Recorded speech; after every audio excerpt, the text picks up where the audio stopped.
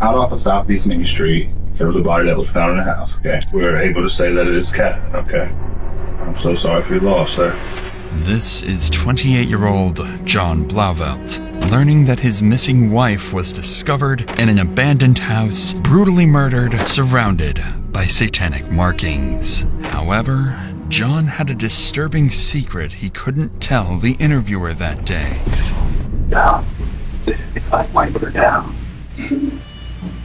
Using his military experience, he carried out a near-perfect murder that kept detectives one step behind for years. And by the time investigators began to narrow in on him, John was already long gone, living in a new state, in a new house, running away with his 17-year-old girlfriend, and seemingly getting away for good. This defies any kind of logic that I have experienced in my 62 years on this earth. We know more than you think we do. What if I told you that your cell phone did ping somewhere other than where you say you were?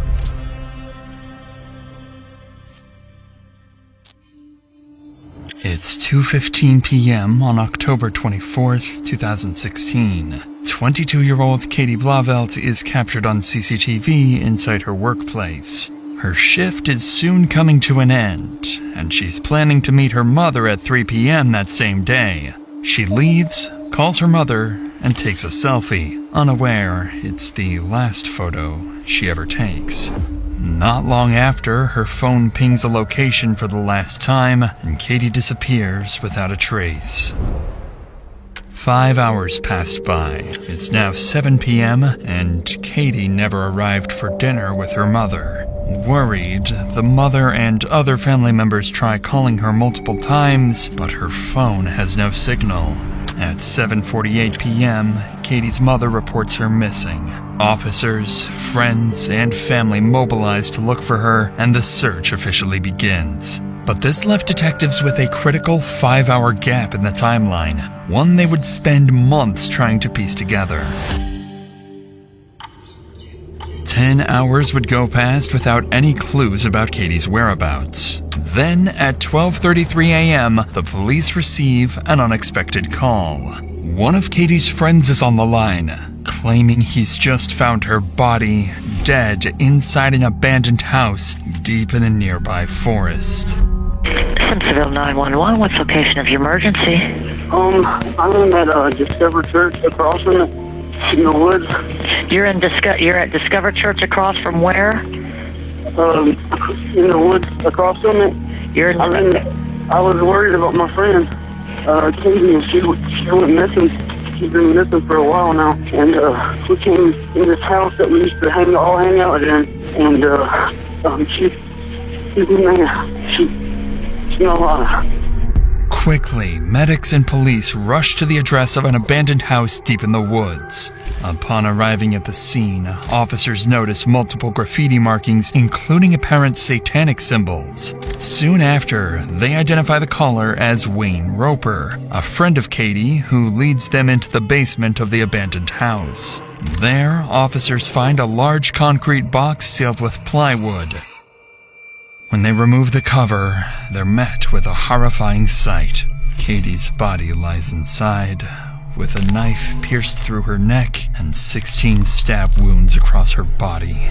The lack of struggle and the state of her clothing, with her shirt pulled up and her lower clothes missing, suggested a sexually motivated killing. All of these details point detectives straight to Wayne as their first potential suspect. But what they don't realize is that this is exactly what the killer wants them to think. Every detail of the scene has been arranged to send them chasing the wrong lead.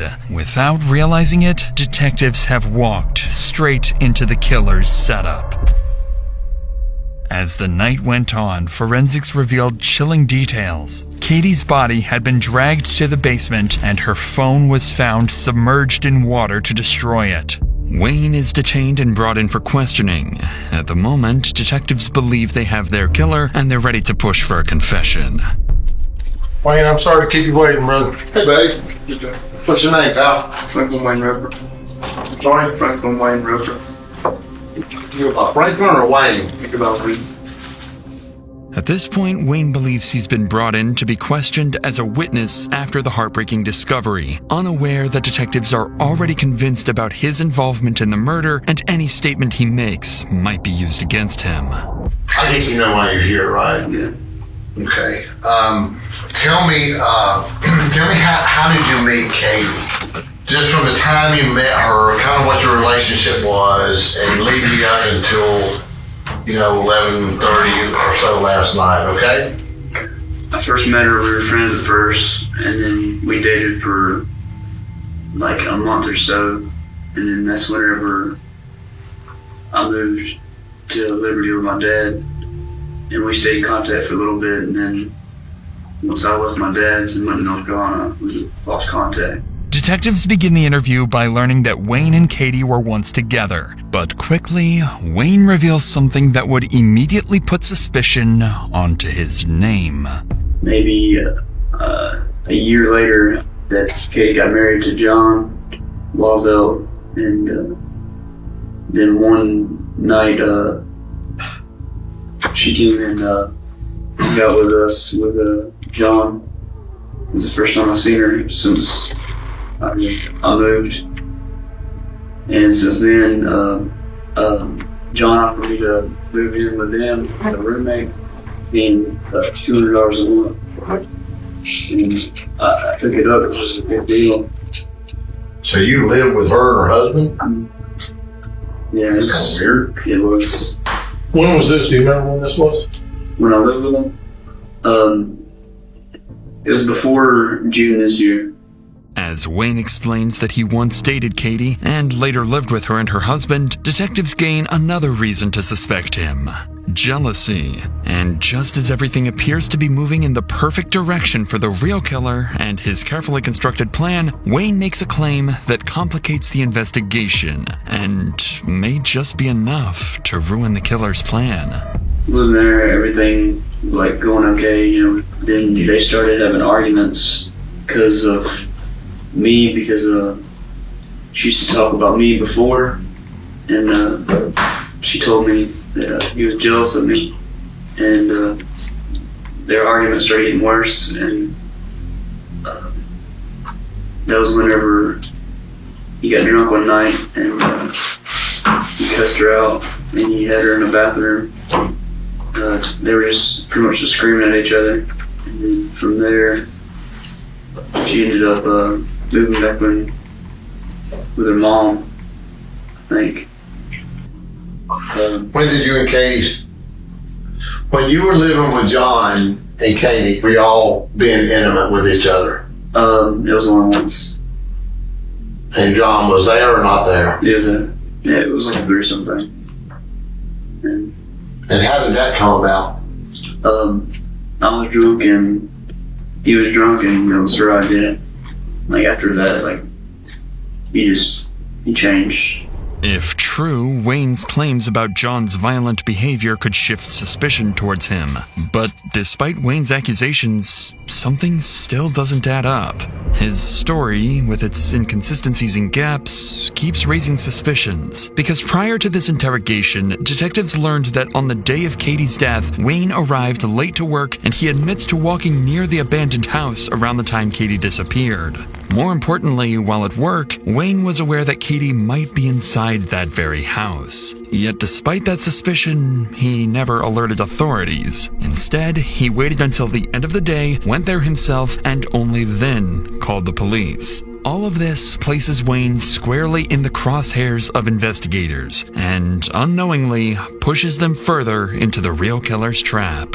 Because in the next few minutes, the interview will take a terrifying turn as detectives unknowingly edge closer to forcing an innocent man into confession to a brutal murder that he never committed.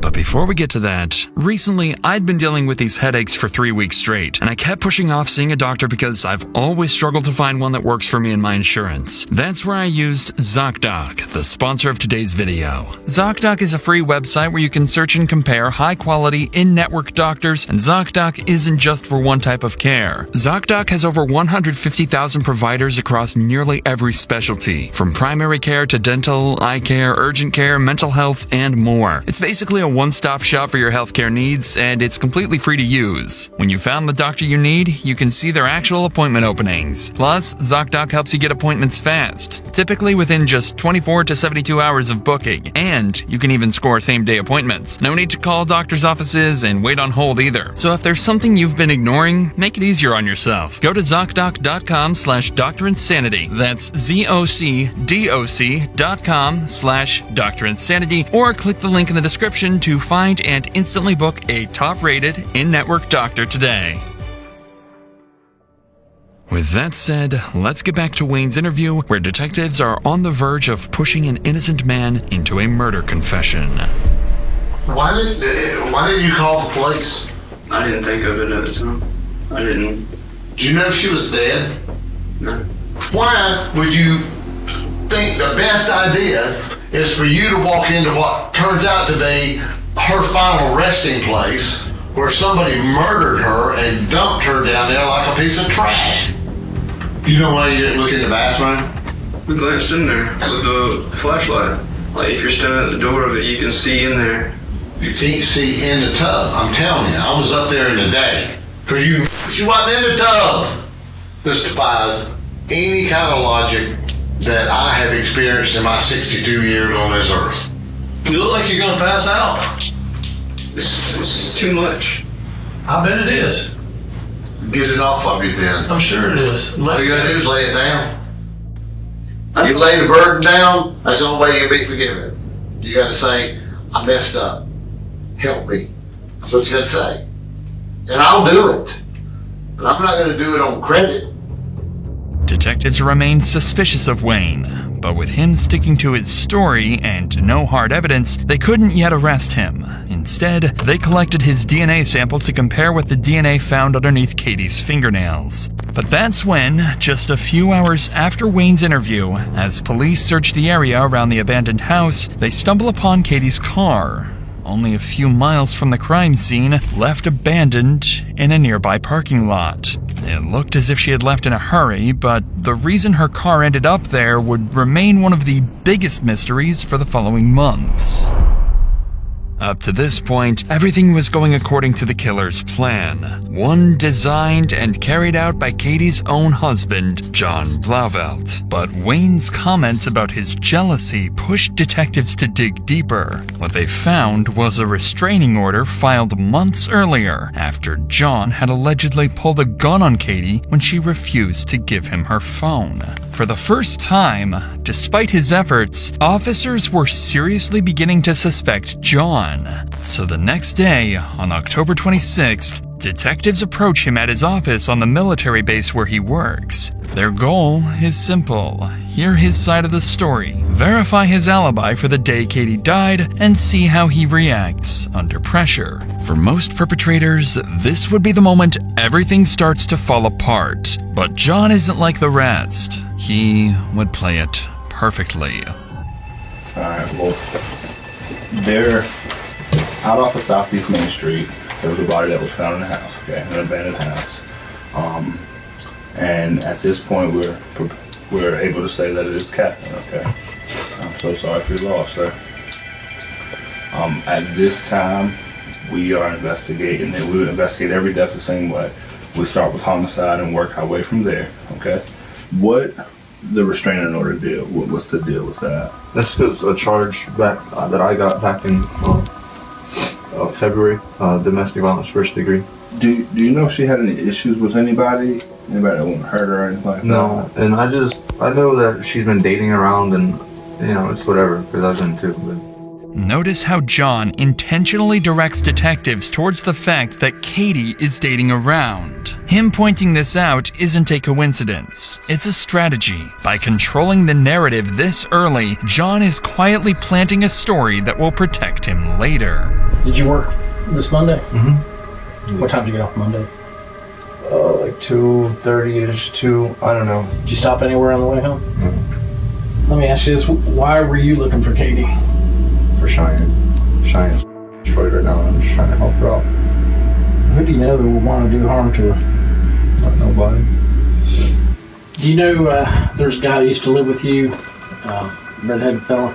Redhead? Yeah. Wayne? Yeah. Mm-hmm. What's his story? Just regular dude. Good guy. Friends with him. Mm-hmm. What do you do for the Army? Well, right now I just sit in this office, small office right now. Because of the civil investigation, all of my recruiting duties have been suspended. Are you familiar with this abandoned house? Yeah. Okay. That's the spot. What's the spot? Hangout spot. Am I being charged with a crime? Because he's recording me, and I'm not comfortable with that. No. And if I am, I'd like to contact a lawyer. Because this is uncomfortable. Okay. You're not being charged. Okay. With a crime right now. As the interview ends, John does something counterintuitive. He defends Wayne, the man he's secretly framing. It's a manipulation tactic known as reverse empathy. By showing compassion, he makes himself appear harmless and trustworthy. John's first interrogation had gone almost perfectly, leaving detectives with little they could use against him. Still, they couldn't shake the feeling that something was off. With no evidence to hold him, he was let go, and officers would turn to those closest to John and Katie, their friends and family, unaware that John had already influenced them. Detectives started with Crystal, Katie's best friend, and at the time, also John's roommate. John knew exactly what to expect here. In his interrogation, he had already planted the idea that Katie was dating around, and Crystal, being one of Katie's close friends, also knew about her dating habits. His hope was that she would unknowingly reinforce this misdirection, steering suspicion towards anyone but him.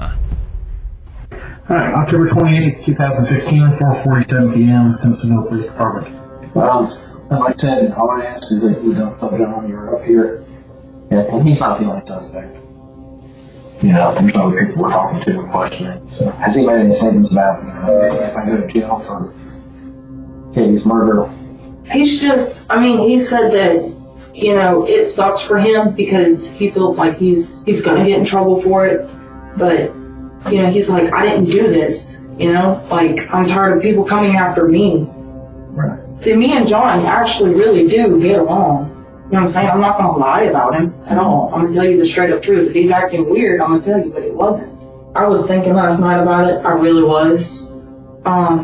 Just maybe a split second thought that it could have been John. But ever since Katie's gone missing, he's made sure that there was more than one person around him. At the time that Katie died at 8 o'clock at night, all three of us were sitting in the living room. From 5 o'clock when he came back home till me and my boyfriend left for work the next morning, he was there. Notice how Crystal mentions that John got home at 5 p.m. and stayed there the entire evening until morning. It's a detail that would later turn out to be part of John's manipulation. So, if you had to take a guess at who killed her, what would you say? I don't know because I heard a lot of things. And I know she had a tender, and I know that she was dating a lot of people from, Cheyenne telling me that she took a lot of people down in the house. I didn't even know the house existed. What were John's feelings or thoughts toward Katie to you? I know that he loved her. I know that he still does. He's mad because of what Katie is accusing. He held the gun up to my head and stuff like that. And just by the way she was talking, I knew she was lying. Because that's what she did. Me and her used to get each other in trouble all the time in high school. That's what she would do. She would lie, Alright. I think we're done. Anything? Just as John hoped, Crystal's account added fuel to the idea he had planted. By emphasizing Katie's dating life, she unknowingly fed into John's narrative, suggesting the threat may have come from someone she was seeing, maybe even Wayne. Next came Catherine, John's ex-wife and the mother of his child. He had already made sure she wouldn't say too much. Fear, and their shared child, would be enough to keep her quiet. This is Investigator Hawkins. Hey, how are you? Nice to meet you. With you being married to him for 7 years, with the drinking, greed, and sober, has there been any violence between the two of you? Okay. I mean, I'm not here to go and arrest him for something that happened, I know. 10 years ago or anything like that. But I just don't want to go into anything that had to do with us, because that doesn't have anything to do with what happened between him and Katie. I mean, it's not that you're incriminating yourself. He's a good guy. I mean, I'm alive, bad joke, but I would assume I wouldn't be if he was that crazy. Well, you never know. It only takes one time for somebody to snap. I know, but he's never snapped with me for some reason. Plus, you two have a kid together, so. Yeah, there's that, Maybe but. that has something to do with it. Mm-hmm. All right, I'll give you a business card with my phone number on there. Okay. All right, thank you very much for coming up here. I appreciate it. Catherine's silence kept John safe for now, but the final interview with Katie's niece, Cheyenne, would not go according to John's plan. Unlike Crystal or Catherine, she wouldn't protect him. Instead, she would point suspicion directly at John and reveal a motive that would tie everything together. For the first time, his carefully built plan would start to fall apart. Alright, your name is Cheyenne Paxton, is that correct? Yes, sir. Okay, it is Thursday, October 27th at 8:52 a.m. Simpsonville Police Department. This is in reference to the homicide investigation of John Blauvelt. Have you ever seen John get violent towards Katie? I've never seen him put his hands on. I've seen them argue. Would Katie have gone over to his house on her own? Within the last 3 weeks to a month, like I do. So if he says he hasn't seen her since July. Until July. Yeah, no. He's seen her. I know that John is really angry at Katie for a lot of things. Tell me what he's mad about her for. He feels like that it's her fault. That all, that their relationship went bad. And everything kind of went bad for a little while. He feels like it's her fault that he's losing his job. And that he got in any trouble. And he just blames it all on her, Mm-hmm. And I don't know if this matters or not, but I know he has like a $150,000 life insurance policy on her too. Alright, I appreciate you coming in. I know it's not easy, especially when somebody close to you, but it's important. A lot of this information you gave us, good information that we need. So.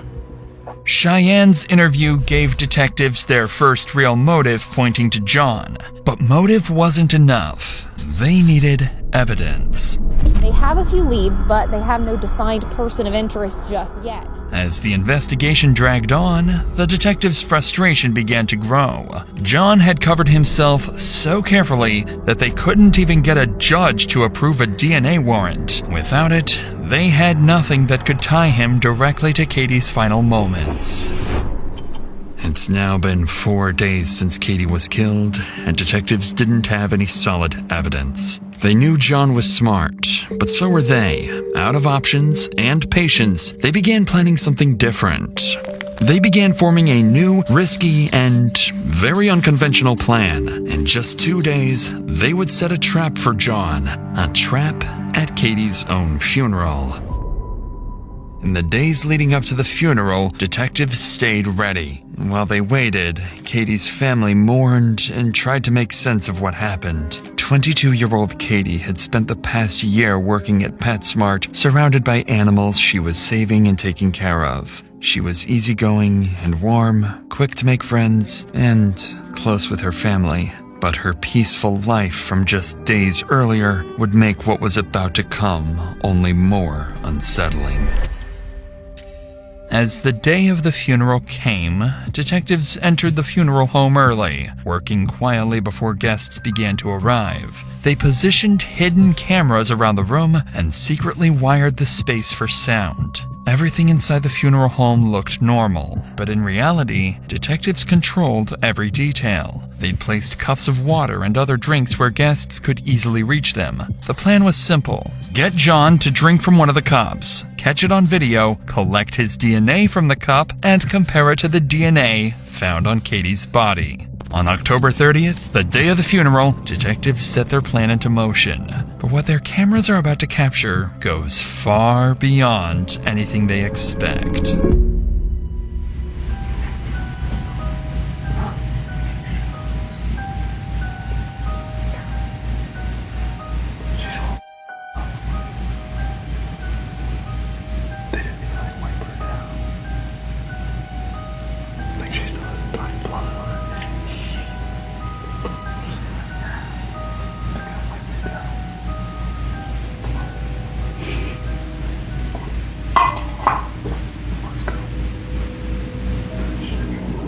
As John leaves the funeral home, detectives know their plan has worked. They quickly return to retrieve the cup he had drank from and the hidden camera they placed earlier. When they review the footage, 3 critical things stand out, all of which will become pivotal to the entire investigation.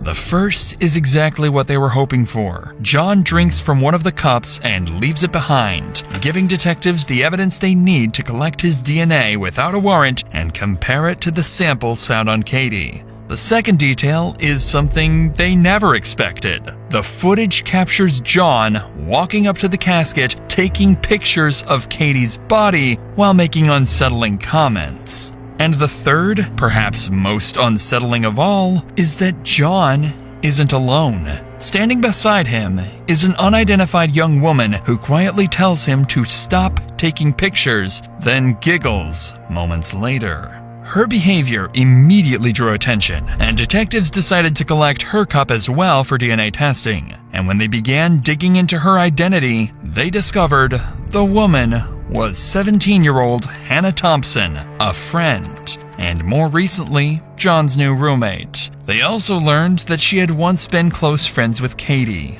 Given her connection to John and Katie and her strange behavior at the funeral, detectives know Hannah isn't just another witness. She might be the key to solving the entire case. And they were dead on.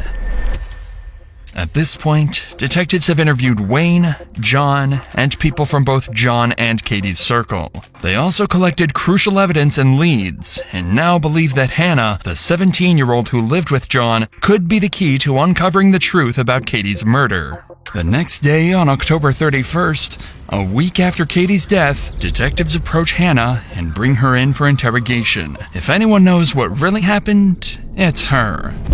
When was the last time you saw Katie? Like a few months ago. What was your feelings towards her? I mean, I've always seen her as like a friend because like I lived with her for a little bit. Right. So is it fair to say you were on good terms with her when she was killed? Mm-hmm. Okay. Did you end up going to her visitation Saturday? No, I didn't. Okay. So you didn't get to say goodbye to her? I know John, I think, went there Sunday, right? Mm-hmm. Okay. You didn't get to go with him? I went with him, yeah. I didn't go Saturday though because her family doesn't really like me because of her niece Cheyenne. Yeah. Yeah, we were like, kind of like off and on friends, and I think she might have said something about me that her family didn't really like me. Did you go in the room and pay your respects, or how did that go? It was hard. It was really hard. How long did you stay in the room with her casket? Like 10 to 15 minutes. What did y'all talk about while you were in there? We didn't talk at all. Nothing? We just each had our like moments, I guess. John never take his cell phone out and take a picture of her? No, he didn't. You sure? Or you can tell me. Some people do that. Yeah, no, he never took a picture of her. Watch Hannah's behavior closely. As the questions get more direct, her eyes start darting between the detectives. She fidgets with her hands, picks at her nails. Her whole demeanor shifts. It's clear she's getting nervous, and the detectives can see it too. So while you were in that room, you two never talked at all? I kind of rubbed his back a little bit. I told him that it was okay, but other than that, we didn't really talk. Was he crying? Were you crying? It was just hard, like, seeing somebody like that. I bet. Okay. Monday night at some point before you went out, you guys carried out a bag of trash to your car, or to his car, right? I don't remember. Okay. So you don't recall carrying out a trash bag or him cleaning anything up? Having to put stuff in the trash? Yes, sir. Okay. On Monday, the day Katie was killed, one of their roommates reported seeing John and Hannah carrying out several bags of trash. At the time, detectives didn't think much of it. It felt like a small, irrelevant detail with nothing to back it up. But now, with all this new information coming together, that statement suddenly stood out. It was another piece of the puzzle, something they could finally use to put more pressure on Hannah. Just so you understand, we've been working this case steady since she disappeared. Right. So there's a lot of these things that we know the answers to. I can tell you already, you're lying to me. Okay? You do not want to get wrapped up in catching the murder charge. I'm going to tell you a little something. At the funeral home, we were there. Okay? There was a camera in the room. There was a recorder in the room. We heard everything you guys said. So do you want to go back and rehash that? I don't. It was not easy to see her like that. Is that why there was some giggling and stuff? There's not any giggling. We've been doing this longer than you've been alive. You're not slicker than us. You know, you're not going to outsmart us. We've talked to people. This is a murder. You understand that? Yes, sir. What do you think about somebody that would stab a girl in the neck to the point where the knife went all the way through to the other side, and then stick her body like a piece of trash in the basement of an abandoned house to sit there for a day and a half before somebody finds her? Look at her, man. She's right I here. don't want to look at her. That's your friend. I don't want to do this anymore. Don't want to do what? Don't want to help us find out who killed her? All you gotta do is tell the truth. It would be so easy. I can't look at her. Can I can't look at her. can I tell you something? To tell the truth, you don't have to try. It just flows. It just comes out. We're also aware of what people have told us about you and Katie. And they're telling us that you didn't like her one bit. Well, after me and John started, getting together, Katie started not liking me. If you know something and you're trying to cover up for it, you're gonna go down with the rest of them. You're gonna go down with the person who did this to her. I don't know anything about her murder. You do. I don't. You do. I really don't. We really do. You do. We know more than you think we do. I don't want to talk anymore right now. Good luck to you. Even after being confronted with the footage and being caught in multiple lies, Hannah refused to give up on any additional details she may withhold. But while none of this gave detectives the definitive proof they needed, John didn't know that. And that uncertainty was exactly what they were counting on. So detectives decide to bring him in again, this time more prepared and ready to push harder than before. They planned to corner him with everything they had. But they'd have to be careful. If they pushed too far without enough to arrest him, it could tip him off, causing him to disappear. We hadn't really had a chance to sit down. I know I talked to you that day when we notified you about her death. Yeah. And things are kind of emotional and everything. So, right. So the viewing was Saturday, right? Right. 2 to 4 on Saturday. When did you get? I went Sunday, 2:30 on Sunday. Okay. So they just had a private thing for you. Did you go by yourself? Or? Yeah. Well, I took Hannah with me. Did you? Okay. Yeah. How was that hard?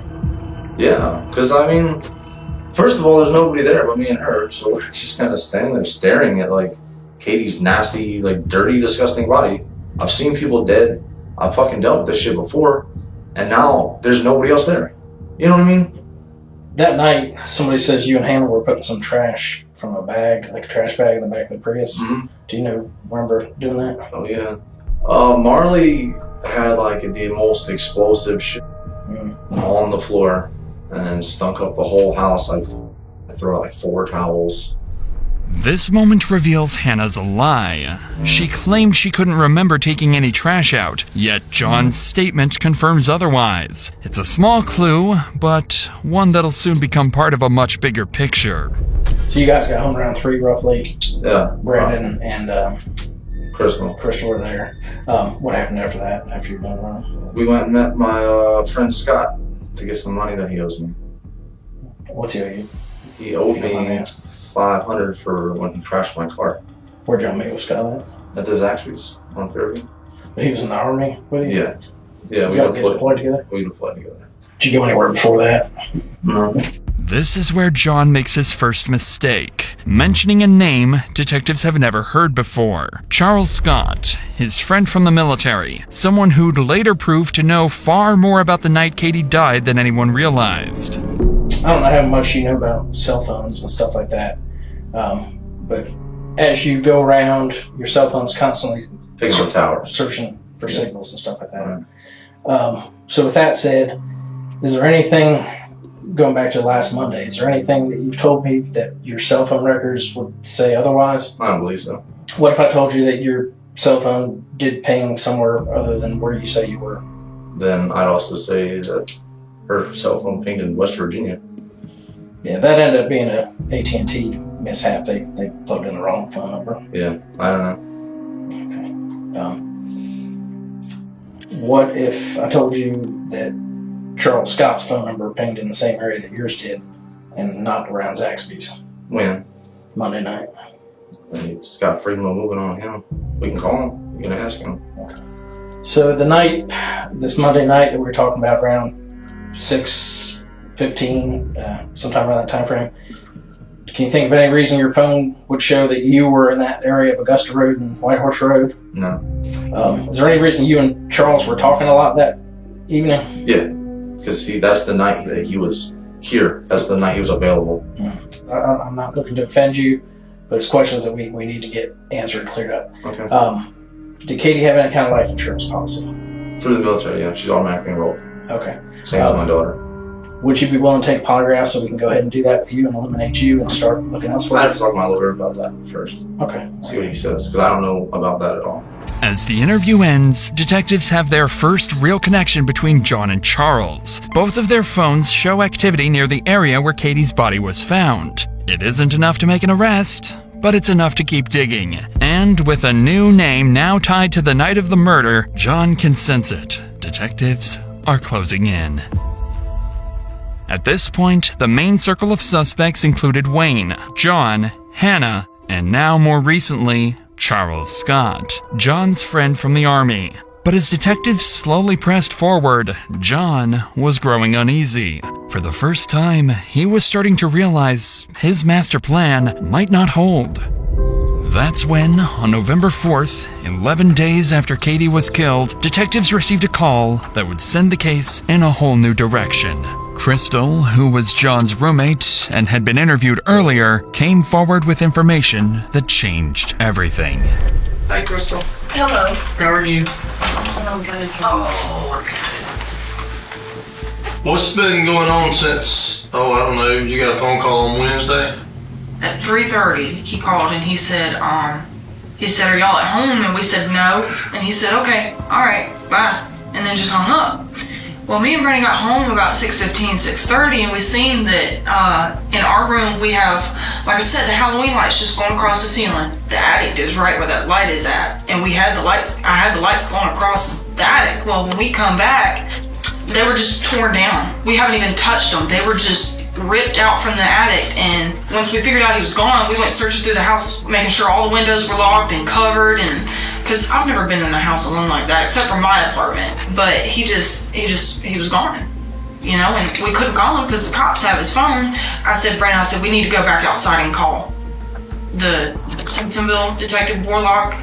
And I told him what was happening, and he was like, I was like, if you want to come and search the house right now, I'll give you full permission. And he said, well, I can't do that without a warrant.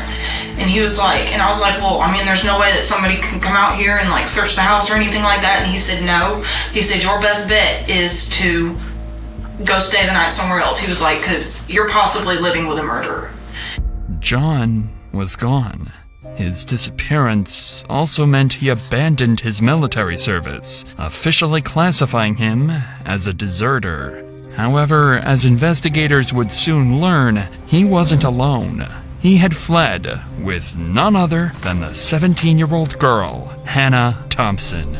And as officers across the state searched every highway, every motel, every possible route out of South Carolina with no sign of either of them, it became clear this wasn't just an investigation anymore. This was a manhunt. In the days that followed, leads were few. The pair had vanished completely off the grid. A 28-year-old former Army sergeant and a 17-year-old teenager, gone without a trace. Then, on November 19th, 26 days after Katie's death, a small breakthrough happened. John's red Yukon was captured on CCTV near Las Cruces, New Mexico, about 1,600 miles from Simpsonville, South Carolina, where he disappeared. And just 2 days later, on November 21st, that same Yukon was found abandoned in the mountains of Umatilla County in Oregon, over 1,400 miles away from Las Cruces. Inside the vehicle, investigators found John's laptop, clothes, and camping gear scattered around, suggesting that after the crash, John and Hannah grabbed what they could and ran into the woods. The discovery confirmed what detectives had already feared. John and Hannah were constantly on the move, crossing state lines and staying just far enough ahead of law enforcement to vanish again. Later that same day, authorities issued arrest warrants for both John and Hannah, officially turning the case into a nationwide manhunt. By this point, John and Hannah had already been on the run for over 2 weeks before any warrants were ever issued, putting them far ahead of law enforcement and nearly impossible to track. But once the warrants went active, detectives finally gained full access to their phones, chat logs, and internet history. And that's when their worst suspicions were confirmed. I just woke up and I already feel sad again. I feel like you're still talking to Katie. I promise you I'm not talking to Katie. I will leave you if you talk to her. I swear. I know. I'm not and I won't. She's gone. I'm done with her. I promise. I'm going through with that thing though soon. I'm gonna be staying with you. Good. The messages between the two suggest that John had been planning the murder for months prior to it actually happening. And upon searching his internet history, they found searches like how to make a two-way radio or how to sharpen a knife, leaving little to no doubt about his involvement. But with John and Hannah still missing, detectives had little choice but to wait, hoping for the next break that could pull them back on the trail. And that's when, on November 25th, 21 days after John and Hannah's disappearance and over a month after Katie's death, detectives got a call from a South Carolina prison. But the caller wasn't just anyone. The call came from the cellmate of Charles Scott, John's Army friend who was already in custody for an unrelated charge. Charles's phone had pinged near the abandoned house on the day Katie died, and his cellmate was about to provide a lead that could give detectives the breakthrough they desperately needed, with details only the killer could have known. Just as we're talking today, is that the Charles Scott you're talking about? Yeah, that's the one I'm talking about. He told me that he killed a girl. Helped kill a girl with one of his buddies named John, something like that. You know, they had put her in a drug house or an abandoned house, in a basement, in a box that takes 2 people to open. He was the one that coerced her to the spot where John come up behind her and got her, grabbed her. And they met at a different location. When John got her, they put the knife to her. John stabbed her. I don't know how many times John stabbed her. He didn't say. He said he knows he stabbed her twice and John made him stab her twice. He actually said it scared him when he stabbed her at first, but then after he stabbed her, it made him feel a little better. William's statements are shocking. His account of what happened closely mirrors the possible events of the night Katie died, and what he says next only grows more disturbing. He said, well, this is the second time, but the first time he told me about, you know, how he coerced her to come to the spot, and now that we're going to talk about something about John, trying to help John come off of marijuana. John's on drugs real bad. After John grabbed her, they put her in John's Tahoe, red Tahoe, and took her to the scene. So where did they say where they actually killed her at? In the back of the Tahoe, on the tarp. I said, look, be honest with me. I said, have they took your DNA? He said, no. I said, well, that's a good thing. I said, your DNA at the crime scene. He said, they hadn't took my DNA, it's not going to be there. All right. If you don't have anything else, Mark, we're going to go ahead and conclude the interview at 11:02 a.m. Mark's statements put serious allegations on Charles. It wouldn't be anything special, as false accusations like this happen when inmates try to get a deal with officers or get their sentence lowered. But in this instance, too many details added up. Details only the killer or someone heavily involved could have known. One of those was his claim that Charles had lured Katie to a location near the abandoned house. For detectives, this suddenly made sense of why her car had been discovered just a few miles away, abandoned without a struggle. Charles also allegedly told his bunkmate that he and John wrapped Katie in a tarp to move her into the basement. This matched forensics, which had already indicated she'd been moved after death. Now detectives have a chilling theory of how that happened. It was now a very big chance for the detectives to possibly catch one of Katie's killers, a chance they couldn't afford to waste. So without hesitation, they brought Charles in, hoping for the biggest breakthrough in the case yet. But detectives knew getting Charles to talk wouldn't be easy. They didn't have enough evidence to pin him down, and they needed something, anything, that could make him slip. So they decided to take an insane risk. They came up with a plan to push him over the edge. They would bluff, pretending that John had already been arrested and was ready to testify against him. If Charles believed it, the pressure might finally make him talk. But if he didn't, detectives would lose their best chance to get the truth. Alright, Charles. Please take the polygraph test. Let's get away from the polygraph, okay? Because you've been saying that ever since I read the warrant to you, okay? Because it's not looking good for you. Okay? I have absolutely nothing to do with that girl's murder. God, please take a polygraph test. God, please take Let me tell you that John was arrested in New Jersey. Okay. And he's staying like a bird to those investigators. I don't care what he told you. Well, you should. I was not there. Investigator Maylin told you that John was arrested earlier. Okay. And he's talking. What do you think he's saying? I don't know what he's saying. I don't know, but I know I've never seen that girl a day in my life.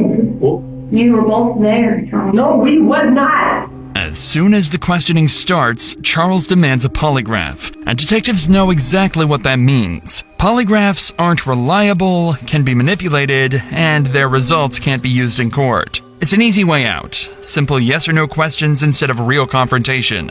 And before long, his avoidance turns into an act of ignorance. I never seen that girl. But you knew that they were married, and you knew that John had problems.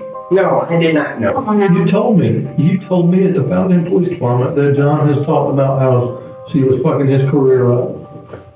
That was a lie. Everybody saying like a bird. I never had no weapon. You will not find no fingerprints or no weapon that I touched. Number one. Why is that? Because I wasn't there. I didn't touch no weapon. I never had anything. But he said, I'll never find fingerprints on a weapon that you touched. Yeah. So, I guarantee have you ever told anybody that you're involved in this murder? Do I look stupid? Do I look like I would just go inside of a fucking jail to some guy I don't know and say, hey man, I murdered some girl? You know what it looks like? It looks like you were remorseful for your actions. Well, let me ask you this. Where's the phone that you had that you communicated with Katie on? Who's Kate? The girl that died? Yeah. I never communicated with her. Where's the phone? What phone? The phone that was used to communicate with the girl the day that she was murdered. Only phone that I had was the one you confiscated and the one at Miss Christie's house. Even after the detectives bluff and revealed the testimony his previous cellmate made about Charles' involvement in the crime, he denied everything. Still, detectives couldn't ignore the phone data placing him near the house or the chilling details from his bunkmate. With no confession, all they could do was wait. Charles's DNA was now added to the samples already being tested against the evidence found beneath Katie's fingernails. And when those results came back, they would finally reveal who was truly involved. Over 2 weeks have now passed since the last lead on the case. With false leads and missing crucial timelines, it was becoming more and more possible that the real killers of Katie would never be found. Until the detectives got a call from Hannah's parents, with information that could soon result in solving the whole case. Hannah had resurfaced, stating she had been abandoned by John and would soon come back to her hometown, so law enforcement would be there, waiting for her. It was now the day when Hannah was supposed to come back to her home. Law enforcement secured all entries to the city, as well as all possible places she could go to. And finally, at 9 a.m., she would be spotted near her family home. From there, she would be instantly detained and taken to the police department for interrogation. For the detectives, it was now or never. That was their biggest chance of finding out what had really happened and who is truly responsible for Katie's death. What was the game plan when you guys left? I don't think we really had one. Like, I guess both of us just kind of panicked, and he decided that he wanted to leave, like, the state. And we, like, drove up into the mountains, and he just got the car, like, stuck in trees, like, in the mountains.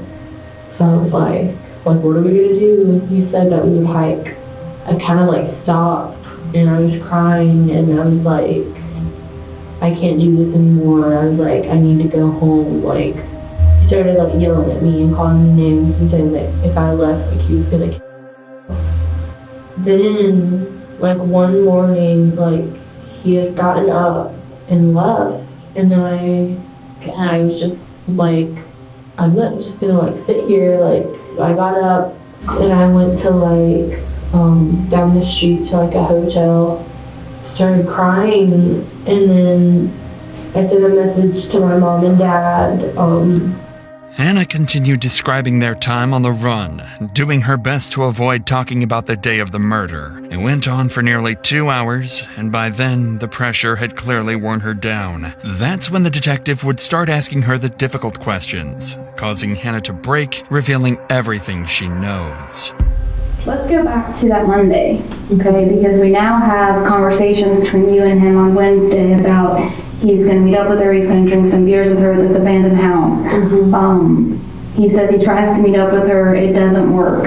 But then lo and behold, she's found at that abandoned house that he was supposed to go meet up with her at. Meanwhile, he randomly asks you to drop her off on Woodruff Road, or drop him off on Woodruff Road, and doesn't tell you why or anything. Okay. So can you please tell me what the game plan was? What did he tell you he was going to go and do? He told me that he was just gonna go over to her at work. You drove him over there. He kept telling me, like, every day that, like, it was my fault, and that he did it for me, and, like...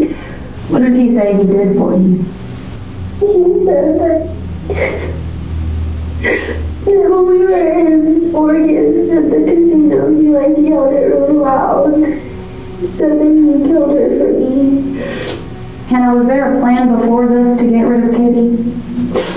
No. Not from you, but did John ever talk to you about getting rid of Katie? Honestly. No. What did he tell you about killing Katie? He just said that, like, it was really, like, bloody. He told me that the knife broke. He just said that his handle broke. The knife. The last thing she said was ow. And she said that before that if he let her go, that she wouldn't call the police. Where were they, Hannah? In the abandoned house.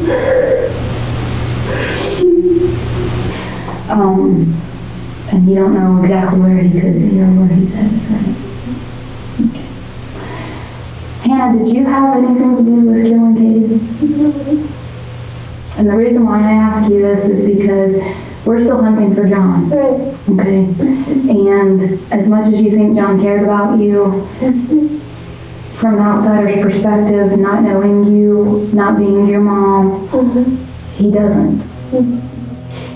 Unfortunately, Hannah's statements proved far less helpful in finding John than the detectives initially hoped for. Although she stated that John confessed to killing Katie and provided some new insights, she didn't know much about Charles's involvement. And while she could be arrested, detectives decided she might prove more useful free. After all, they now had her back in the city and under close watch, which seemed like a small success. What they didn't realize, however, was that this was all part of John's plan. planting Hannah back in the city to infiltrate the case and feed him exactly what detectives knew, keeping him one step ahead for years to come.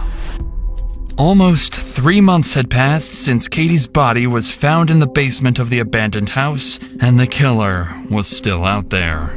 But on that particular day, the long-awaited DNA results finally came back, and the results of DNA found under Katie's fingernails pointed to no one else but John himself. With the DNA matching to John, Wayne was cleared, but detectives still believed Hannah or Charles might have helped or at least knew far more than they admitted. Detectives already knew that John was only using cash and most likely a fake ID, so all they could do at the moment was wait for John to make a critical mistake that would allow them to catch him. But John was careful, very careful. It had been over 7 months since Katie's murder and 6 months since John went on the run, when on May 21st, 2017, investigators received tips and possible sightings of John in Washington, over 2,700 miles from South Carolina, where Katie was found dead, and over 300 miles away from where his red Yukon was found abandoned. Acting on these leads, they canvassed local businesses and retrieved CCTV footage from a parking lot in Washington where John was captured on camera. Unfortunately, despite getting close, John managed to slip away, vanishing off under the radar once again. For the next year, the investigation hit a standstill. It wasn't until September 6th, 2018, almost 2 years since Katie's death, when Hannah finally revealed that John had given her his journal and tools to hide, a crucial piece of evidence that would shift the case in a new direction.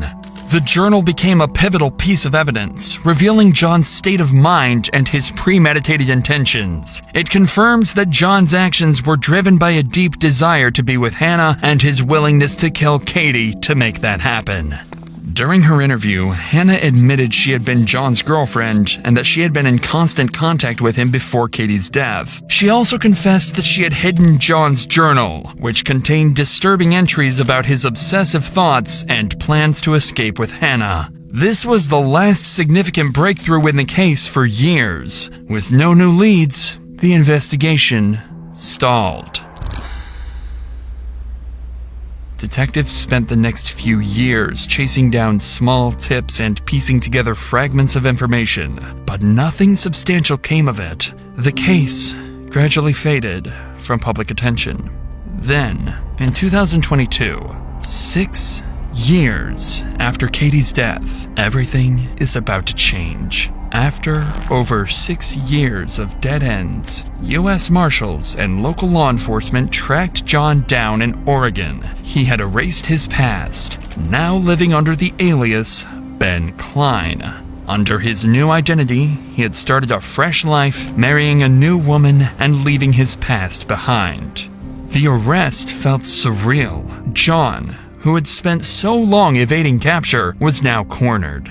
After years of hiding in plain sight, the truth had finally caught up with him, and the case was nearing its resolution. However, the mystery of how Katie was lured to the abandoned house remains unsolved to this day.